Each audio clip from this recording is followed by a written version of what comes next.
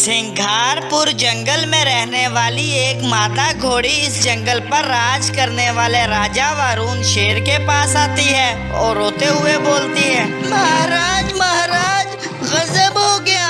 अगर मेरे बेटे को कुछ हो गया तो मैं जिंदा नहीं रह पाऊंगी, मेरी मदद कीजिए। रश्मि बहन, आखिर क्या हुआ है तुम्हारे बेटे को और तुम मुझसे कैसी मदद चाहती हो, बताओ मुझे। महाराज, मेरा बेटा पिछले 5 दिन से लापता है। वो मेरे लाख मना करने पर भी खजाने की खोज में खानों में चला गया और वो अभी तक वापस नहीं लौटा। महाराज, आप मेरे बेटे की खोज कीजिए।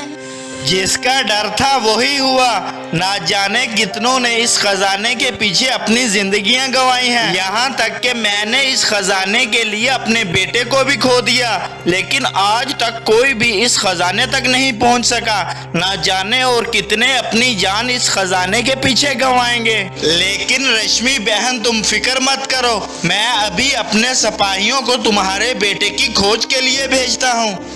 अब वरुण के कुछ सिपाही रश्मि के बेटे को ढूंढने के लिए निकलते हैं, लेकिन कुछ दिनों बाद वो सिपाही वापस लौट आते हैं। महाराज, हमने पूरा जंगल छान मारा, हमें ना तो कहीं रश्मि का बेटा मिला और ना ही वो खजाने की खाने।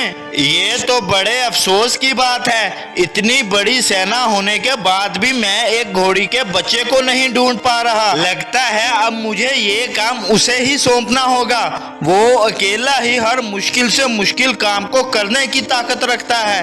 वरुण शेर, जिसकी बहादुरी और ताकत के चर्चे कर रहा था, वो कोई और नहीं, एक सफेद बगीरा शेर था। बगीरा ने खुद को बचपन ही से एक फौलाद की तरह तैयार किया हुआ था। बगीरा शेर को बड़ी से बड़ी चुनौती भी हरा नहीं पाती थी। बगीरा शेर मजलूम और गरीब जानवरों के लिए एक मसीहा से कम नहीं था। आज बगीरा वरुण शेर के बुलाने पर इसके जंगल आता है। आओ बगीरा आओ, आज मैंने तुम्हें एक खास काम के लिए अपने पास बुलाया है। तुम्हें इस घोड़ी के बेटे को ढूंढ कर लाना है। इसका कहना है कि इसका बेटा हमारे जंगल में मौजूद खानों में खजाने की तलाश में निकला था, लेकिन वो अभी तक वापस नहीं आया। तुम्हें कैसे भी करके इसके बेटे को ढूंढ कर लाना होगा। और हाँ, अगर तुम्हें इन खानों में खजाना मिल जाए तो याद रखना कि वो खजाना किसी गलत हाथों में नहीं जाना चाहिए, क्योंकि उस खजाने पर सिर्फ कमजोर और गरीब जानवरों का ही हक है। वरुण जब ये सब खजाने के बारे में बता रहा था, तब दूर खड़ा एक चीता ये सब कुछ सुन लेता है। इधर बगीरा वरुण के कुछ सिपाहियों को लेकर खजाने की तलाश में निकलता है। उधर वो जासूस चीता अपने राजा शंकर बाग के पास आता है और इसे वरुण और बगीरा के दरमियान हुई सारी कहानी बताता है। अपने जासूस चीता के मुंह से खजाने के बारे में सुनकर शंकर बाग के होश उड़ जाते हैं। अरे, मैं तो वर्षों से ही इसी दिन के इंतजार में था। इस खजाने तक पहुंचने का मेरा सालों से सपना था। लगता है जल्द मेरा ये सपना पूरा होगा। सैनिकों, तैयार हो जाओ, हमें आज ही इस बगीरा के पीछे जाना होगा। चाहे कुछ भी हो जाए, मैं वो खजाना हासिल करके रहूंगा। उधर बगीरा वरुण के सिपाहियों को अपने साथ लेकर जंगल में आगे ही आगे बढ़ता चला जा रहा था और वहीं शंकर बाग भी बगीरा के पीछे पीछे चल रहा था।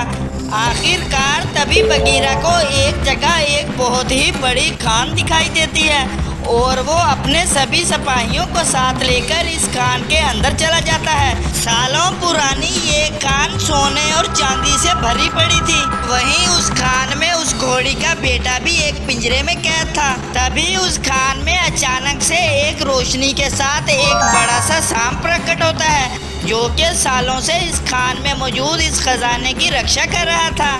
अरे सुनो शेरो, तुम मेरी मर्जी के बगैर यहाँ से कुछ भी नहीं ले जा सकते। तुम्हें मेरे सवालों के सही जवाब देने होंगे, तभी तुम यहाँ से खजाने के साथ जिंदा वापस लौट पाओगे। मुझे बताओ कि तुम इस खजाने का क्या करोगे। महाराज साहब, ये सारा खजाना मैं अपने जंगल के गरीब और बेसहारा जानवरों को दूंगा, क्योंकि इन पर सिर्फ उन्हीं का हक है। मैं अपने राजा से कहकर ये सारा खजाना गरीबों में बंटवा दूंगा और कुछ पैसों से गरीबों के लिए अस्पताल बना दूंगा। बगीरा, मुझे तुम्हारी ईमानदारी अच्छी लगी। तुम एक अच्छे और ईमानदार शेर हो। तुम यहाँ से जितना चाहे सोना और चांदी ले जा सकते हो और तुम मुझसे अपनी कोई एक इच्छा भी मांग सकते हो। मैं तुम्हारी वो इच्छा जरूर पूरी करूँगा। अब बगीरा अपनी इच्छा के अनुसार घोड़ी के बेटे को आजाद करा लेता है और फिर सारे खजानों को गड्ढों में भरकर वापस जाने लगता है। तभी शंकर बाघ इसका रास्ता रोक लेता है। बगीरा, ये खजाना मेरा बरसों का सपना है। मैं इस तरह से तुम्हें ये सब कुछ नहीं ले जाने दूंगा। ये खजाना सिर्फ मेरा है। नहीं शंकर, ये खजाना सिर्फ इस जंगल के गरीब जानवरों का है। बगीरा, लगता है तुम ऐसे नहीं मानोगे। आज मुझे तुम सबकी लाशों पर से क्यों ना गुजरना पड़े, मैं ये खजाना हासिल करके ही रहूंगा। इतना बोलकर शंकर के सिपाही बगीरा के सिपाहियों पर हमला कर देते हैं और बगीरा के सिपाही इन पर वार करके इन्हें वहीं मार डालते हैं। अपने सिपाहियों को इस तरह मरता देख शंकर बहुत ही डर जाता है और तभी शंकर वहां से दुम दबाकर भाग जाता है। अब बगीरा सारा खजाना और घोड़ी के बेटे को लेकर वरुण शेर की गुफा पर पहुंचता है। वरुण शेर ये सब देखकर बहुत ही खुश होता है। शाबाश बगीरा, मुझे पूरा यकीन था कि तुम मुझे कभी निराश नहीं करोगे। आज तुमने साबित कर दिया कि तुम एक ईमानदार और बहादुर सिपाही हो।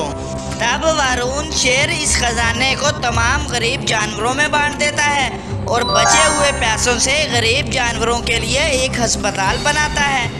इस तरह से इस जंगल में खुशहाली फिर से लौट आती है।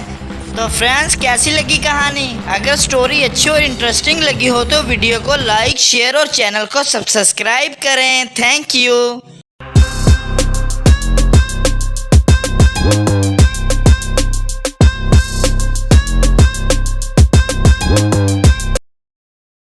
ढोलकपुर जंगल में सभी जानवर बड़े मजे से रह रहे थे। इनके जंगल का राजा एक शेर था। जादव शेर एक नेक दिल शेर था। वो हमेशा सभी जानवरों की मदद करता था। एक रात इस जंगल में कहीं से एक गोल्डन पेड़ प्रकट होता है और इसके अंदर से एक रंगीन चीता बाहर निकल कर आता है और कहता है, अरे वाह, ये जंगल तो बड़ा ही सुंदर है। अब मुझे इस जंगल में ही रुककर मजे करने होंगे। अगले दिन एक भालू भागता हुआ अपने राजा जादव शेर के पास जाता है और कहता है, महाराज महाराज, हमारे जंगल में न जाने किसने जानवरों को मार डाला है। हर तरफ जानवरों की लाशें ही लाशें पड़ी हैं। ये तुम क्या बोल रहे हो भालू? ऐसा कौन कर सकता है? तब जादव शेर वहां जाकर देखता है तो वहां जानवरों की लाशें ही लाशें पड़ी थी। ना जाने किसने इन जानवरों को बड़ी बेरहमी से मार डाला था। मेरे होते हुए ये सब किसने किया? जिसने भी ये सब किया है वो मुझसे बच नहीं सकता। दरअसल ये सब उसी रंगीन चीते का ही काम था जो उस दिन गोल्डन पेड़ से निकल कर आया था। वो आज फिर रात होने पर जंगल में निकलता है और इसे जंगल में जो भी जानवर मिलता वो इसका शिकार कर लेता और फिर से अपनी गुफा में चला जाता। अगली सुबह फिर से भालू जादव को सारी बात आकर बताता है। तब जादव बोलता है, भालू, मुझे लगता है कि हमारे जंगल में जरूर कोई खूनी जानवर घुस आया है। आज हम दोनों को पता करना होगा कि आखिर ये सब कौन कर रहा है। तब भालू और जादव दोनों इसको ढूंढने के लिए निकल पड़ते हैं। तभी जादव को गुफा में वो रंगीन चीता आराम करता हुआ दिखाई देता है। अच्छा, तो ये है वो रंगीन चीता जो रात होते ही जानवरों को मार डालता है। आज रात मुझे देखना होगा कि क्या ये अकेला ही ये सब कुछ कर रहा है या फिर कोई और भी है इसके साथ। अब जादव रात के समय इसकी गुफा के साथ छिपकर खड़ा हो जाता है। तब वो खूनी रंगीन चीता एक बाघ मानव में बदल जाता है और जानवरों का शिकार करने के लिए जंगल में भाग निकलता है। ये सब देखकर जादव हैरान रह जाता है। अरे, ये कोई साधारण चीता नहीं है, ये तो एक रूप बदलने वाला जादुई चीता है। मैं अकेला इसका मुकाबला नहीं कर पाऊंगा। मुझे अपनी सेना को इसके मुकाबले के लिए बुलाना होगा, तभी मैं इसे खत्म कर सकूंगा। तब अगले दिन जादव अपनी सेना के पास जाता है आइए महाराज, आज हमारे पास कैसे आना हुआ? सुनो सिपाहियों, जंगल में एक खूनी रंगीन चीता घुस आया है और वो बाघ मानव के रूप में भी बदल जाता है। शायद इसके पास कोई जादुई शक्तियां भी हैं। मैं अकेला इसका मुकाबला नहीं कर पाऊंगा, इसलिए तुम सबको मेरे साथ चलना होगा। तब रात के समय जब वो चीता बाघ मानव में बदलकर शिकार करने जा रहा था, तब जादव अपनी सेना के साथ इसके सामने आ खड़ा होता है। ओए खूनी चीते, तुमने मेरे जंगल के जानवरों का शिकार करके बहुत गलत किया है।